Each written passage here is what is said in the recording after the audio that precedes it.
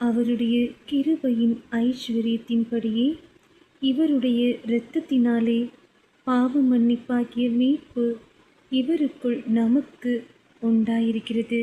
எபேசியர் 1 வசனங்கள் 3 முதல் 14 முடிய. நம்முடைய கர்த்தராகிய இயேசு கிறிஸ்துவின் பிதாவாகிய தேவனுக்கு ஸ்தோத்திரம். அவர் கிறிஸ்துவுக்குள் உன்னதங்களிலே ஆவிக்குரிய சகல ஆசீர்வாதத்தினாலும் நம்மை ஆசீர்வதித்திருக்கிறார்.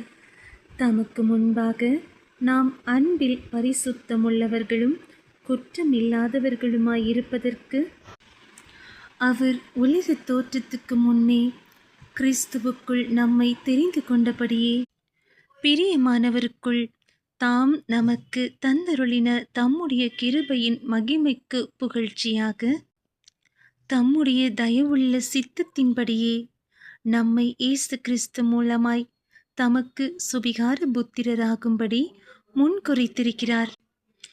அவருடைய கிருபையின் ஐஸ்வர்யத்தின்படியே இவருடைய இரத்தத்தினாலே பாவ மன்னிப்பாகிய மீட்பு இவருக்குள் நமக்கு உண்டாயிருக்கிறது.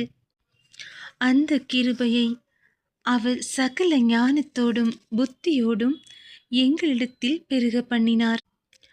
காலங்கள் நிறைவேறும் போது விளங்கும் நியமத்தின்படி பரலோகத்தில் இருக்கிறவைகளும் பூலோகத்தில் இருக்கிறவைகளும் ஆகிய சகலமும் கிறிஸ்துவுக்குள்ளே கூட்டப்பட வேண்டுமென்று தமக்குள்ளே தீர்மானித்திருந்த தம்முடைய தயவுள்ள சித்தத்தின் இரகசியத்தை எங்களுக்கு அறிவித்தார்.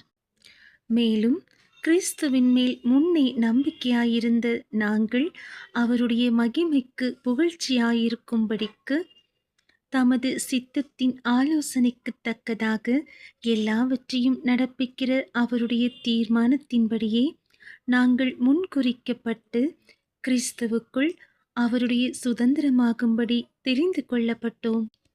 நீங்களும் உங்கள் இரட்சிப்பின் சுவிசேஷமாகிய சத்திய வசனத்தை கேட்டு விசுவாசிகளான போது வாக்குத்தத்தம் பண்ணப்பட்ட பரிசுத்த ஆவியால் அவருக்குள் முத்திரை போடப்பட்டீர்கள். அவருக்கு சொந்தமானவர்கள் அவருடைய மகிமைக்கு புகழ்ச்சியாக மீட்கப்படுவார்கள் என்பதற்கு ஆவியானவர் நம்முடைய சுதந்திரத்தின் அச்சாரமாயிருக்கிறார்.